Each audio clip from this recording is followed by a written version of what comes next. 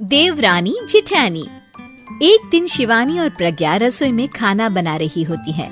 तभी प्रज्ञा को रसोई में एक चूहा दिखता है और वो जोर से चिल्ला पड़ती है, दीदी वो देखो चूहा। वो डर के स्लैब पर चढ़ जाती है। अरे चूहा ही तो है, तू तो ऐसे डर रही है जैसे तूने कोई भूत देख लिया हो। कितनी डरपोक है तू भी ना प्रज्ञा।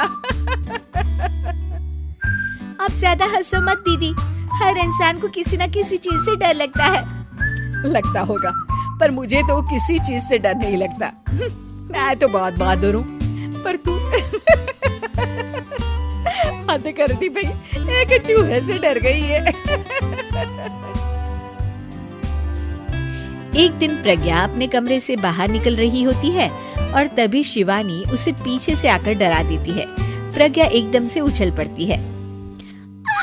दीदी, ऐसे भी कोई मजाक करता है क्या? अरे जरा अपनी शक्ल तो देख, एकदम बैंगन की तरह नीली पड़ गई है। अरे मेरी देवरानी इतनी बड़ी डरपोक है, मुझे तो पता ही नहीं था। आप ऐसे चौंकाओगे तो कोई भी डरेगा ना? अरे नाना, कोई बहाना अब काम नहीं आएगा। आज से ना तुम्हारा नाम है डरपोक प्रज्ञा। शिवानी प्रज्ञा का मजाक उड़ाकर चली जाती है। प्रज्ञा शिवानी की मजाक उड़ाने की आदत से परेशान हो जाती है। जब देखो मेरा मजाक उड़ाती रहती है, इनकी शिकायत तो मम्मी जी से करनी ही पड़ेगी मुझे। प्रज्ञा अपनी सास के पास जाती है और उन्हें सारी बात बताती है कि किस तरह उसकी जेठानी उसके डर का मजाक उड़ाती है। ओहो, तो बड़ी बहू को बड़ा घमंड है अपनी बहादुरी पर। कोई नहीं, अभी उसका घमंड तोड़ देते हैं। मेरे पास एक तरकीब है छोटी बहू, एक काम कर तू। प्रज्ञा की सास उसे अपनी जेठानी को डराने का प्लान बताती है। ये तो बहुत अच्छा आइडिया है मम्मी जी। क्या बात है, आइडिया सुनकर लग रहा है कि आप अपने बचपन में काफी शरारती रही होंगी मम्मी जी।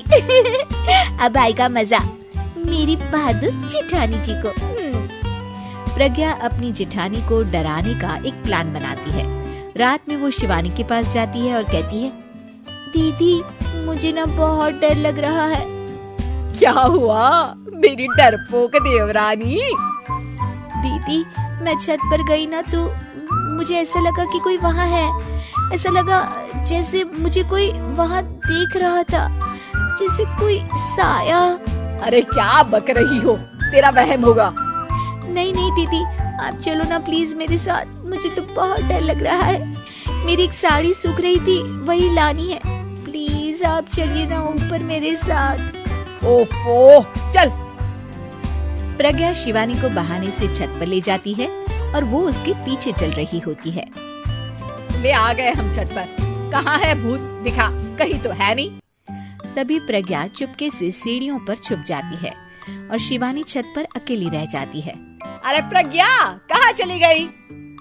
प्रज्ञा एकदम से सीढ़ियों का दरवाजा बंद कर देती है। अब शिवानी को डर लगने लगता है। मैं नीचे चली जाती हूँ। लगता है प्रज्ञा भी नीचे ही चली गई है। तभी उसके सामने एक खुले बाल सफेद साड़ी में औरत खड़ी होती है। शिवानी उस औरत को देखकर डर जाती है। हाल तू जलाल तू आई बला को टाल तू, हाल तू जलाल तू आई बला को टाल तू।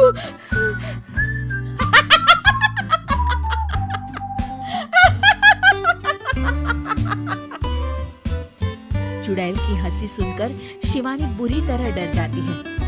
नहीं नहीं, मुझे छोड़ दो, भगवान के लिए मुझे छोड़ दो। नहीं नहीं नहीं नहीं नहीं नहीं नहीं, मैं तुझे नहीं छोड़ूंगी, मैं तेरा खून पी जाऊंगी। तभी चुड़ैल की हंसी उसकी सास की हंसी में बदल जाती है।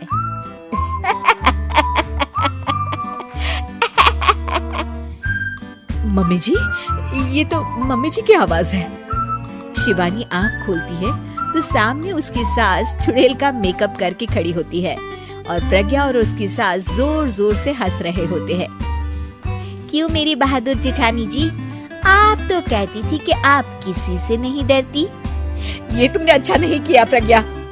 और सासू माँ, आप भी इसके साथ मिलकर।